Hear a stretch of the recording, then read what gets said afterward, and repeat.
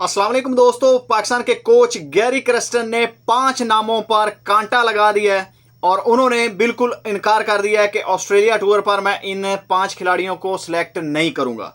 तो ये जी मामला फंस गया है अब सिलेक्शन कमेटी के दरमियान और गैरी क्रेस्टन के दरमियान। और ये कौन कौन से खिलाड़ी हैं, इनमें से कुछ नाम तो बड़े हैरान कुन है कि जिनके बारे में जो है वो सोचा भी नहीं जा सकता था कि ये जो प्लेयर हैं ये इनको भी ड्रॉप किया जा सकता है। तो ये सारी जो है वो मैं आपके नाम सामने रख देता हूं और इसके अलावा फिर आगे चल के मैं आपको वो भी क्रिकेटर्स बताऊंगा जिनको एशिया कप इमर्जिंग टूर्नामेंट्स में से जो है वो पाकिस्तान की इस स्क्वाड में शामिल किया जाएगा जो ऑस्ट्रेलिया जाएगा। तो इसके बारे में जी जो पहली खबर है फ़खर जमान के बारे में तो आप सुन चुके हैं कि फ़खर जमान जो है वो इस ऑस्ट्रेलिया टूर का हिस्सा नहीं होंगे। और मेरा अभी तक जो है यकीन है कि आकिब जवेद जो है वो इस बारे में स्टैंड ज़रूर लेंगे और जहाँ तक मुझे यकीन है कि आकिब जो है वो फ़खर जमान का साथ देंगे और उनको सिलेक्ट करने की पूरी कोशिश करेंगे। लेकिन बाकी जो पीसीबी के कुछ लोग हैं वो एक अलग स्टोरी है, वो मैं आपको बताऊंगा बाद में किसी और वीडियो में कि क्या क्या फ़खर जमान के साथ हो रहा है और क्यों उनको जो है वो उनके साथ ऐसा रवैया रखा जा रहा है। तो फ़खर जमान ने खुद ही जो है वो कल आपको पता है कि प्लेयर डेवलपमेंट का जो एक प्रोग्राम था पंजाब यूनिवर्सिटी का लाहौर कलंदर के साथ, तो उसमें उन्होंने जो वो ऑफ द रिकॉर्ड मीडिया से गुफ्तगू की ऑफ कैमरा। तो उन्होंने बता दिया है कि मैं जो है वो रेस्ट ले रहा हूँ क्योंकि जो फिटनेस टेस्ट बताया है पीसीबी ने वो मैं ऐसे पास नहीं कर सकता, उसके लिए मुझे 1-1.5 माह की रेस्ट चाहिए। उसके बाद मैं वो टेस्ट पास करूंगा और फिर मैं पाकिस्तान के स्क्वाड में वापस आ जाऊंगा अगर उन्होंने मुझे सिलेक्ट किया तो अभी तक यहां पर बात फंसी है। अब बात करते हैं जी गैरी क्रेस्टन ने किन खिलाड़ियों को जो है वो ड्रॉप करने की कोशिश यानी कि फैसला किया है। कोशिश तो क्या, फैसला ही करना है उसने। तो जो पहला नाम है जी वो इफ्तिखार अहमद है। इफ्तिखार अहमद के बारे में जी कांटा लगा दिया है गैरी क्रेस्टन ने और गैरी क्रेस्टन चाहते हैं कि इफ्तिखार अहमद जो है वो अब पाकिस्तान के खास तौर पर ओडीआई स्क्वाड का और T20 स्क्वाड का हिस्सा नहीं होंगे। इसके अलावा जी और जो हैरान कुन नाम है, बड़ा नाम है जो कि जिसके बारे में हम सोच भी नहीं सकते थे और पाकिस्तान के टेस्ट के वाइस कैप्टन है सऊद शकील। सऊद शकील को जी ऑस्ट्रेलिया टूर पर गैरी क्रेस्टन जो है वो सिलेक्ट नहीं करना चाहते उनकी हालिया फॉर्म को देखते हुए और उनका जो ओडीआई में असल में जो ट्रैक रिकॉर्ड है उसके स्टैट्स उन्होंने देखे हैं तो उनको जो है वो कदरे बेहतर नहीं लगे या पसंद नहीं आए। तो उन्होंने जी सऊद शकील को ड्रॉप करने का फैसला किया है। और मेरी ज़ाती राय ये है कि सऊद शकील अगर उनमें कोई प्रॉब्लम है या टेक्निक का मसला है कुछ, तो वो जो कोच जो है इनको इतने भारी भरकम जो पैसे देते हैं करोड़ों में, तो ये किस मर्ज़ की दुआ है अगर ये वो हल्की फुल्की टेक्निक या उनको ये बता ही नहीं सकते। वो परफॉर्म तो कर रहे हैं तो हल्का फुल्का जो उनका स्टाइल है या जैसे बाकी खिलाड़ी परफॉर्म कर रहे हैं वो भी कर रहे हैं। तो कोई एक नाम पर कांटा लगाना जो वो मेरे ख्याल में तो सही नहीं होगा। और कोई उन्होंने 100 मैच भी पाकिस्तान के लिए नहीं खेले, तो मेरा ख्याल है कि सऊद शकील को ड्रॉप नहीं करना चाहिए था। बजाय उनकी टेक्निक बेहतर करने के आप खिलाड़ियों को ड्रॉप करेंगे, नए लेकर आएंगे फिर ड्रॉप करेंगे, तो ये वाला सिलसिला अच्छा नहीं है।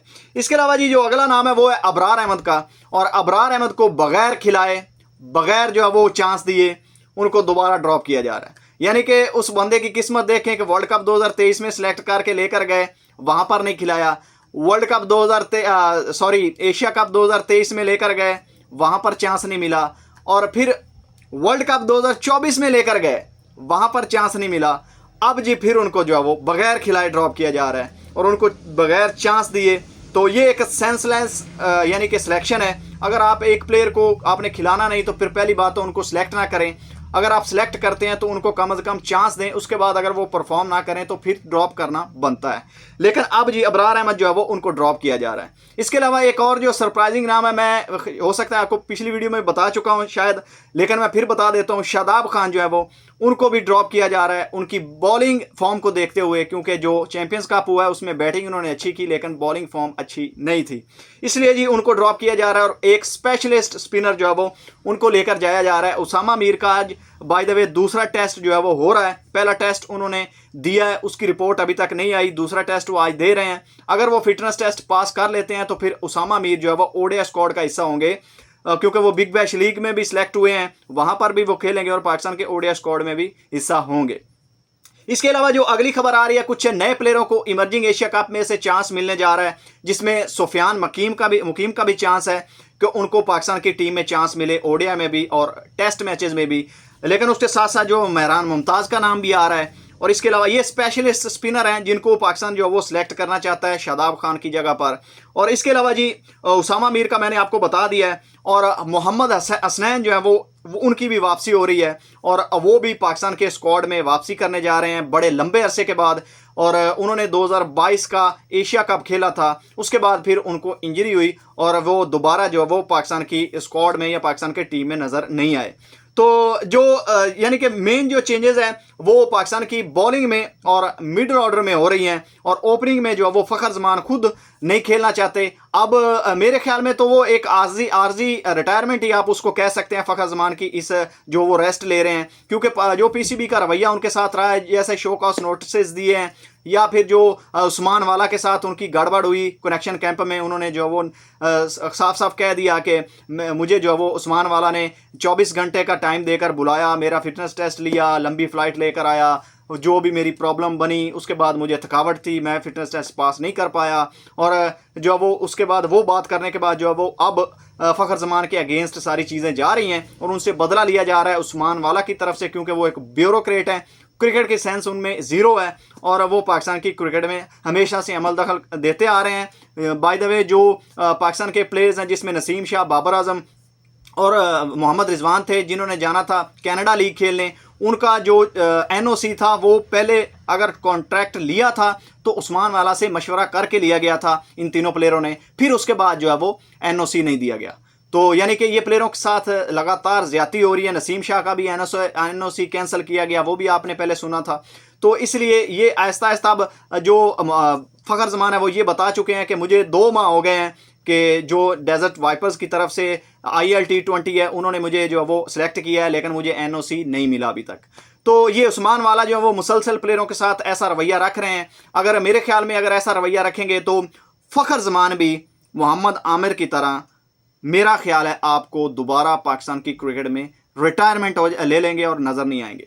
मुझे जो खदशात हैं, और पाकिस्तान एक और बड़ा प्लेयर जो है वो ज़ाया कर देगा अपनी रंजिशें और अपनी कदूरतें निकालने के बाद। यानी कि प्लेयरों को आहिस्ता आहिस्ता शर्जील खान को ज़ाया कर दिया, मोहम्मद आमिर को ज़ाया कर दिया, जब उसका पीक का टाइम था उसको ज़ाया कर दिया। उसके बाद जब इमाद वसीम का पीक का टाइम था उसको ज़ाया कर दिया।